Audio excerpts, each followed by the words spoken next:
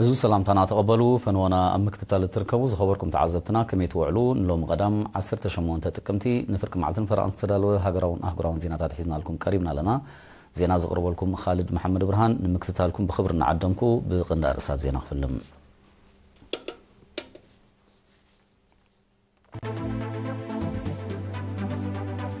مينستر فوزية هاشم أبزوبا ماكل نشماقلتات عرقي ركباتا كايدا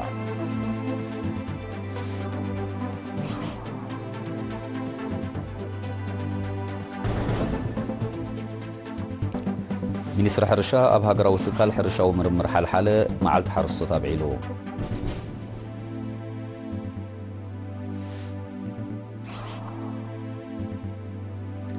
أب من دفرا أب تسقطات هابت عسازة كورة أستمرو تواهيبو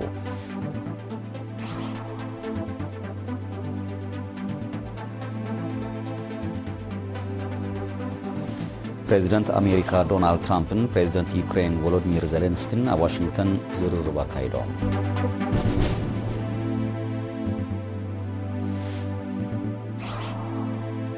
ليتوانيا أكل تشن عسران شبشتن كاب جاملة هاقراوي إتوتا أستاد حموشتنة بربعة ميتاويت نمكل خالك تسلع مهانا أفليتا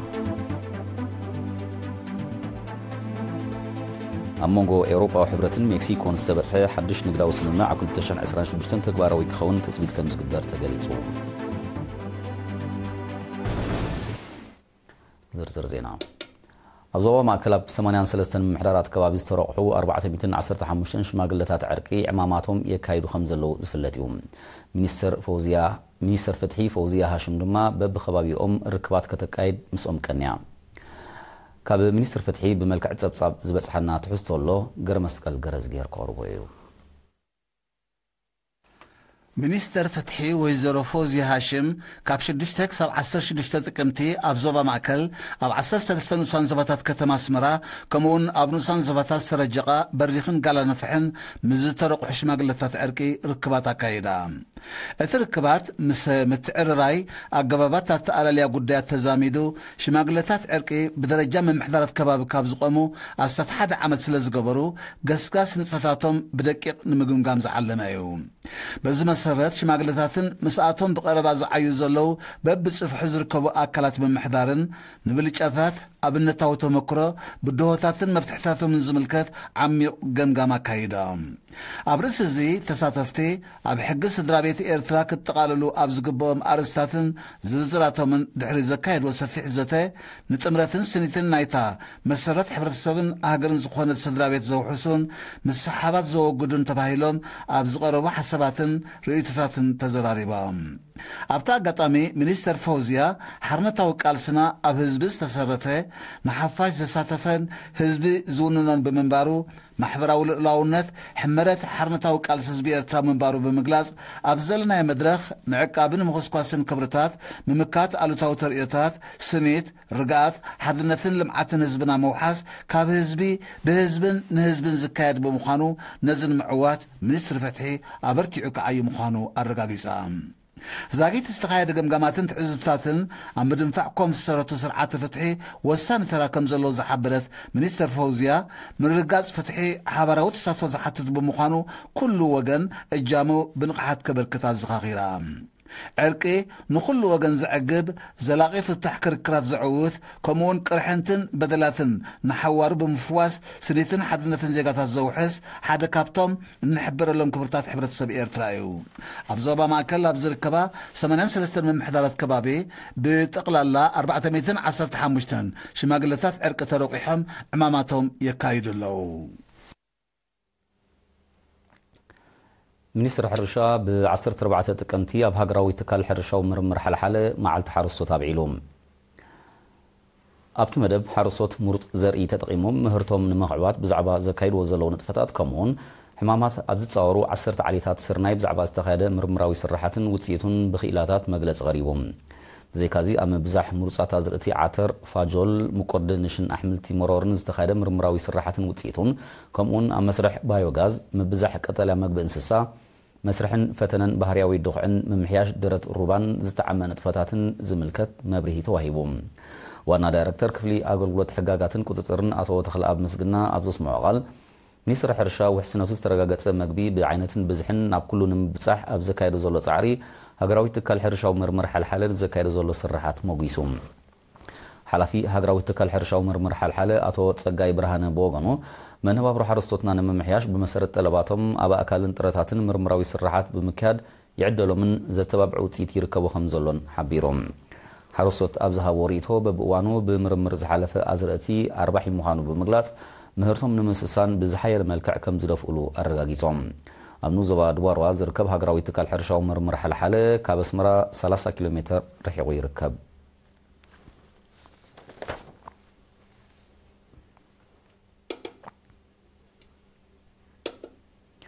ኣብ መንደፈራ ኣብ ተጠቃምነት ጸጋታት ዓሳታት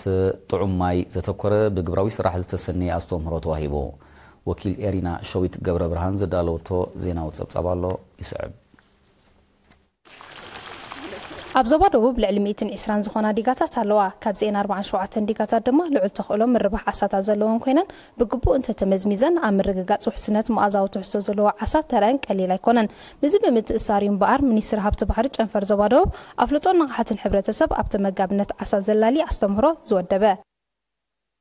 ጨንፈር ሃብቲ ባሕሪ ዞባ ደቡብ ኣብ ጸጋታት ሃብቲ ዓሳ ብሓፈሻ ኣብ ተጠቃምነት ዓሳ ጥዑም ማይ ዘሎ ኣፍልጦ ንምዕባይ ድማ ብፍላይ ዘተኮረ ኣስተምህሮ ብ16 ጥቅምቲ ኣብ ከተማ መንደፈራ ኣካይዱ ኣብቲ ካብ ዝተፈላለያ ትካላት ዝተወከሉ ሰራሕተኛታት መንግስቲ ዝተሳተፍዎ መደብ ጥዕናዊ ኣገዳስነት ዓሳን ህፃናትን ዓበይትን ከምኡውን ንጽህናን ጥዕናን ዓሳ ኣብ ዝብሉ ኣርእስታት ሰፊሕ መብርሂ ተዋሂቡ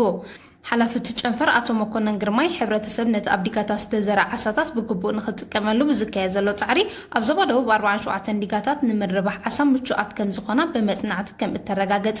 ዛጊድ ድማ ኣብ ዲጋታት ምስላም ዋርሳይ ብድሆ ድርኳን ሰሞሞን ዓሳታት ብምዝራእ 7 ማሕበራት ቆይመን ንጥፈታተን የሰላስላ ከም ዘለዎ ኣብሪሁ ኣብ እቲ መጀመርያ ግዜ ኣብ ዝነበረሉ እዋን እንትርፎ ናብተን ዲጋታት ኬትካ ናይ ምዝራእ ዓሳታት ደይ ኮይኑ ናብ ሕብረተሰብ ዝስተጋገረሉ ጊዜ ኣይነበረን ማለት እዩ ምስ ምምጻእ ፕሮጀክታት ዝተፈላለዩ ደገፋት ናይ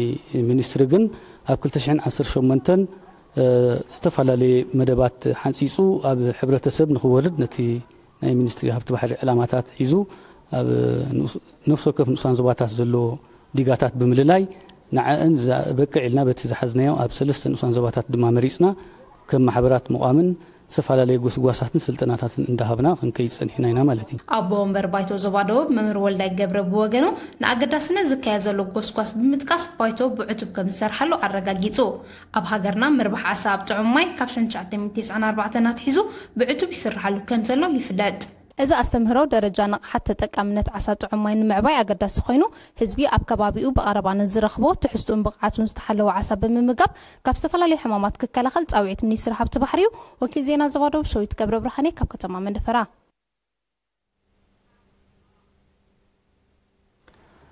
ክፍሊ ባህልን ስፖርትን ዞባ ሰሜናዊ ቀይሕ ባሕሪ ንኽልተ ቐነ ብመባእታዊ ኣምራት ድራማ ትልሂትን ግጥምን ዘሰልጠኖም ካብ ዝተፈላለያን ዞባታትን ትካላትን ዝተዋፁ 50 መንእስያት ብ16 ጥቅምቲ ኣብ ባፅዕ ኣመሪቖም ዋና ዳይሬክተር ክፍሊ ባህልን ስፖርትን ወይዘሮ ዘይነብ ዑመር ኣብ ዘስማዓቶ ቃል ሰልጠንቲ ኣብቲ ዓውዲ ክነጥፉ ዝጸንሑን ልዑል ድሌት ዝነበሮምን ምዃኖም ብምጥቃስ ካብ ሚኒስትሪታት ሃብቲ ባሕርን ትምህርትን ምምሕዳር ዞባን ሓይልታት ምክልኻልን ዝተዋፁ ምዃኖም ገሊጻ ካብ ኣሰልጠንቲ መምህር መሐመድ ስዒድ ዑስማን ስነ ጥበብ ዕድሜኻ ሙሉእ እትመሃሮ ካብ ህዝቢ መንጪው ንህዝቢ ዘገልግል ቀንዲ ደራኺ ባህርያዊ ለውጥን ፍልጠትን ምዃኑ ብምጥቃስ ሰልጠንቲ ንዘርኣይዎ ድሌትን ዓቕምን ሞጊሱም ኣካያዲ ስራሕ ምምሕዳር ዞባ ሰሜናዊ ቀይሕ ባሕሪ ኣቶ ክብሮም ዓንደ ሚካኤል ብወገኑ ንኣገዳስነትን ዋናውነትን ናይቲ ክፍሊ ባህልን ስፖርትን ዝወሰዶ ተበግሶ ብምጥቃስ ኣበርክቶ ስነ ጥበብ ኣብ ህንፀት ሃገርን መንነትን ኣብ ግምት ብምእታው ሰልጠንቲ ንዝቐሰምዎ ትምህርቲ ብቐጻሊ ስራሕ ከዕቢዎ ኣዘኻኺሮም ኣብታ ኣጋጣሚ ብሰልጠንቲ ዝተዳለወ ምርኢት ቀሪቡ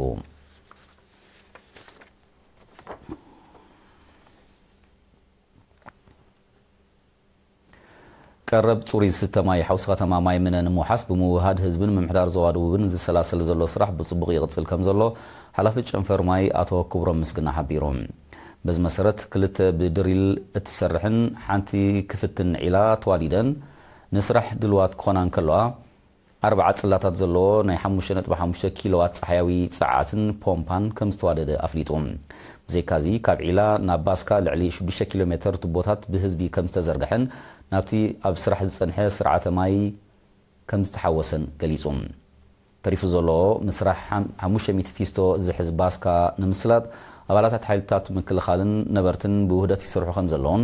እቲ ስራሕ ኣብ ኣጋምዛም ከም ዝበፅሕን ኣነፂሩ ነበርቲ ኣብ ዝሃቦ ርኢቶ እቲ ፕሮጀክት ንዝነበሮም ከቢድ ፀገም ማይ ዝፍውስ ምዃኑ ኩሉ ዓቕምታቶም ኣዋሂዶም ይሰርሑ ከም ዘለዉ ብምጥቃስ ናበርክቶ ምምሕዳር ዞባ ደቡብን ኣባላት ሓይልታት ምክልኻልን ኣመስጊኖም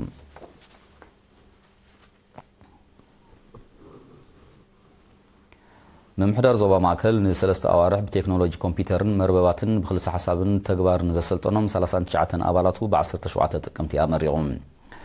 እቲ ስልጠና ብውህደት ክፍሊ ምምሕዳርን ፋይናንስን ክፍሊ ስታቲስቲክስን ስርዓተ ጂኦግራፊያዊ ሓበሬታን ከምኡውን ኣሃዱ ምዕባል ዓቕሚ ሰብ ዝተወደበ እዩ ነይሩ ፍልጠትን ዓቕምን ኣባላት ኣብ መዳይ ቴክኖሎጂ ክብምባል ኣብ ጽፈትን ስሉጥነትን ዝወሃብ ኣገልግሎት ዓብዪ ኣስተዋጽኦ ከም ዘለዎ ዝጠቐሰ ዋና ዳይረክተር ክፍሊ ስታቲስቲክስን ስርዓተ ጂኦግራፊያዊ ሓበሬታን ኣቶ ቴድሮስ ተኽለ እቲ ስልጠና ፈተናታት ዘጠቓለለ ከም ዝነበረ ኣብሪሆም ሓላፊ ኣሃዱ ምዕባል ዓቕሚ ሰብ ኣቶ በረኸት ታደሰ ብግዲኡ ሰልጠንቲ ኣብ ዕለታዊ ስርሖም ንዝግልገልሉ ኮምፒውተራትን መርበባትን ብዓቕሞም ክከናኸኑን ክጽግኑን ዘኽእሎምን ምስ በዓል ሞያ ብቋንቋ ክረዳድኡ ዘኽእሎም ትምህርቲ ከም ዝቐሰሙ ብምሕባር ብግቡእ ክጥቀምሉ ተላብዩ ኣብ መወዳእታ እንተመረቕቲ ወረቐት ምስክር ንኣሰልጣኒ ድማ ናይ ምስጋና ወረቐት ተዓዲሉ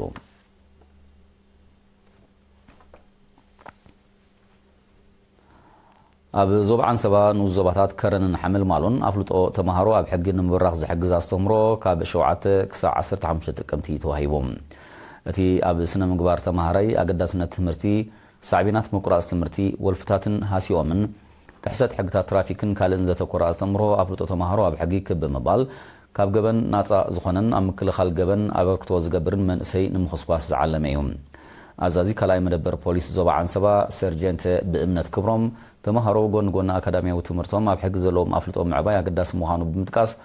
ኣብ ትምህርቶም ብምትኳር ምስ ፖሊስ ዘለዎም ዝምድና ክሓይሉ ኣዘኻኺሩ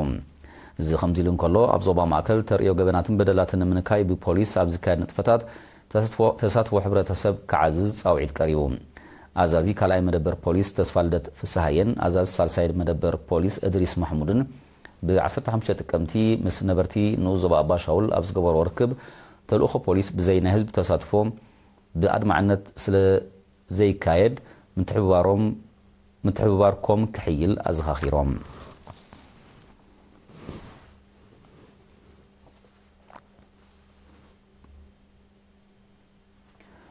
ዝኸበርኩም ተኸታተልትና ዜናታት ውሽጢ ሃገራት ብፈጺምና ንዜናታት ወጻኢ ዳሽ ዝሓጻር መሰጋገሪት ክንምለስ ኢና ንሳና ጽምሑ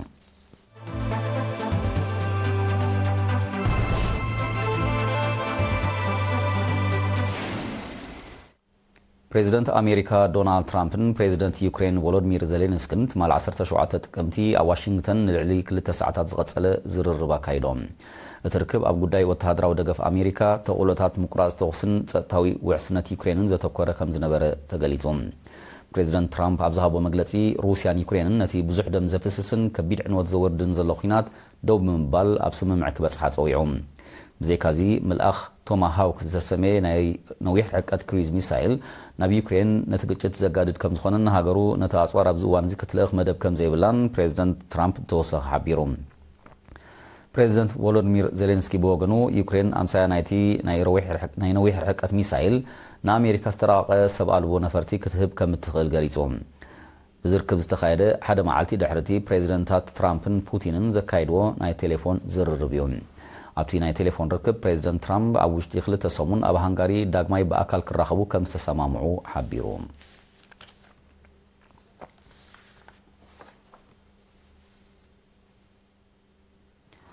ሊትዌንያ ኣብ 2026 ካብ ጃምላ ሃገራዊ እቶታ ኣስታት 5.4 ሚእታዊት ንምክልኻል ክትስልዕ ምዃና ኣፍሊጣ ቀዳሚቲ ሚኒስተር ኢንጋ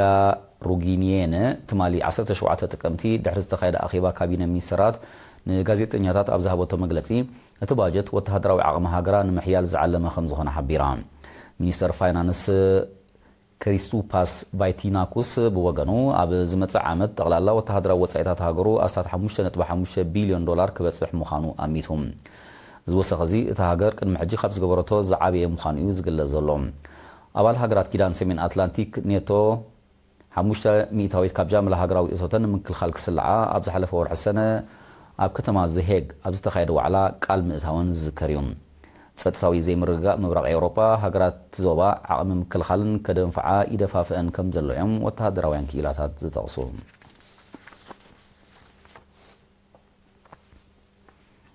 ኣብ መንጎ ኤውሮጳዊ ሕብረትን ሜክሲኮን ዝተበጽሐ ሓድሽ ንግዳዊ ስምምዕ ኣብ ወርሒ ለካቲት 2026 ተግባራዊ ክኸውን ትጽቢት ከም ዝግበር ፕሬዚደንት ሜክሲኮ ክላውዲያ ሻምባም ኣፍሊጣ ፕሬዚደንት ክላውዲያ ሻንባም ትማሊ 17 ጥቅምቲ ኣብ ዝሃበቶ ጋዜጣዊ መግለጺ እቲ ስምምዕ ኣብ ሓያሎ ፍርያት ምጉዳል ቀረጽ ዘጠቓልል ከም ዝኾነ ሓቢራ እቲ ስምምዕ ኣብ ልዕሊ ሰደድ ፍርያት ሕርሻ ሜክሲኮ ዝኽፈል 86 ሚእታዊት ቀረጽ ብቕጽበት ዘወግድ ምዃኑ እታ ፕሬዚደንት ብተወሳኺ ገሊጻ ኣብ 2024 መጠን ንግዳዊ ምልዋጥ ኤውሮጳዊ ሕብረትን ሜክሲኮን ልዕሊ 95 ቢልዮን ዶላር ከም ዝነበረ ጸብጻባት ይሕብሩ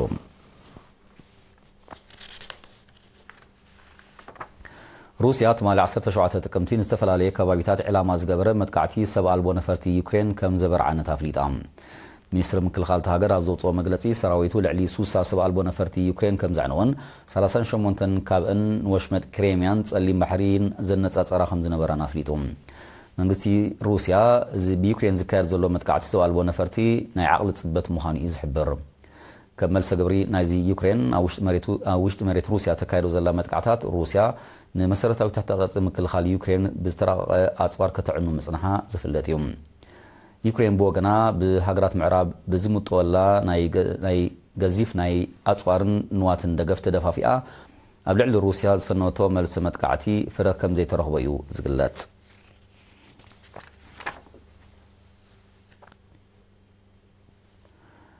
ሩስያ ምስ ሃገራት ሰሜን ኣፍሪካ ዘለዋ ኩሉ መዳያዊ ዝምድናታት ንምድንፋዕ ከም ትሰርሕ ኣፍሊጣ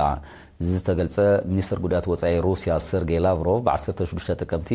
ምስ ሞሮካዊ መዘኑ ናስር ቡሪታ ኣብ ከተማ ሞስኮ ኣብ ዘካየዶ ዝርርብ እዩ ክልቲኦም ላዕለዎት ሰብ መዚ ምምዕባል ንግዲ ወፍርን በረራታትን ኣብ ዝርከቦም ሓያሎ ጽላታት ብሓባር ንምስራሕ ኣብ ዝኽእል ስምምዓት ከቲሞም ሩስያ ጉዳይ ምዕራብ ሰሃራ ብዘተ ንምዕራፍ ከም እትሰርሕ ክትገልጽ እንከላ ሞሮኮ ድማ ኩናት ዩክሬን ብሰላም ንምዝዛም ኣብ ዝግበር ጻዕሪ ተረኣ ከም እትጻወት ኣብቲ ኣጋጣሚ ሓቢራ ሚኒስትራት ጉዳያት ወጻኢ ሰርጌይ ላቭሮቭን ናስር ቡሪታን ብዘይካዚ ኣብ ጉዳይ ቅልውላው ወሽመጥ ቃዛውን ከም ዝተዘራረቡ ተገሊጹ ዝምድና ሩስያን ሃገራት ኣፍሪቃን እናማዕበለ ይመጽእ ከም ዘሎ ጸብጻባት ይሕብሩ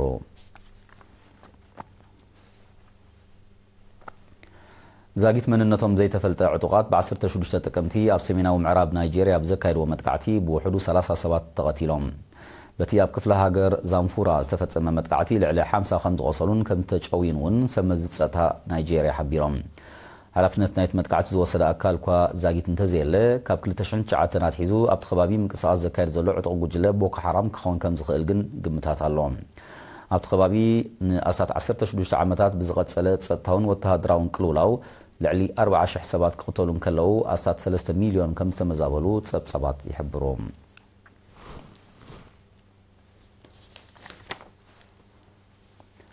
ደቡብ ኮርያ ኣቐዲማ ካብ ዘካየደቶ ዝዓበየ ምዃኑ ዝተጠቕሰ ወተሃደራዊ ምርኢት ትማል 17 ጥቅምቲ ጀሚራ ኣብዚ ወተሃደራዊ ኣጋጣሚ ዘመናውያን ነፈርቲ ኩናትን ዝተፈላለየ ዓይነታት ኣጽዋርን ቀሪቡ ከም ዘሎ ኣዘዝቲ ሰራዊት ደቡብ ኮርያ ሓቢሮም እቲ ምርኢት ብኣህጉራዊ ምርኢት ነፈርቲ ተሰንዩ ን3 መዓልታት ከም ዝቕጽል እቶም ኣዘዝቲ ኣፍሊጦም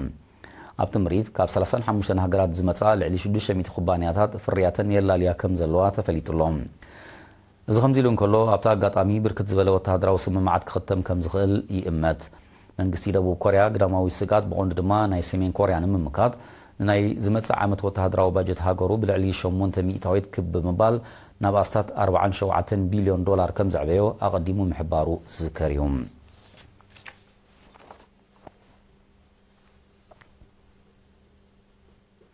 ዝኸበርኩም ተኸታተልትና ዜና ንምዝዛም ኣርእስታቱ ክደግመልኩም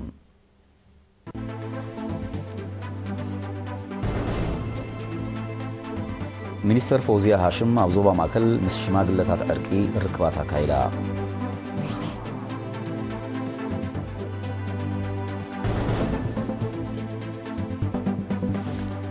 ሚኒስትር ሕርሻ ኣብ ሃገራዊ ትካል ሕርሻዊ ምርምር ሓልሓለ መዓልቲ ሓረስቶት ኣብዒሉ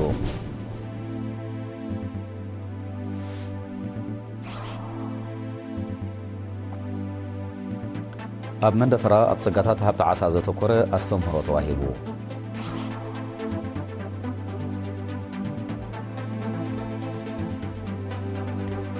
بريزيدنت أمريكا دونالد ترامب بريزيدنت يوكرين فولوديمير زيلينسكي واشنطن زرب كايدون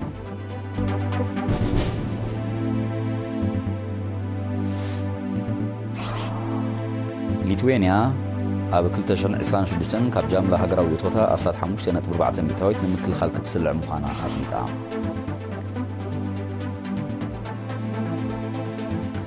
ኣብ መንጎ ኤውሮፓ ሕብረትን ሜክሲኮን ዝተበፅሐ ሓድሽ ንግዳዊ ስምምዕ ኣብ 2026 ተግባራዊ ክኸውን ትፅቢት ከም ዝግበር ተገሊጹ ሓፈሻዊ ዜና ኣብ ዝፈፂምና ምዝተርፉ መደባትና ክንገድፈኩም ብወገንና ብሩኽ መዓልቲ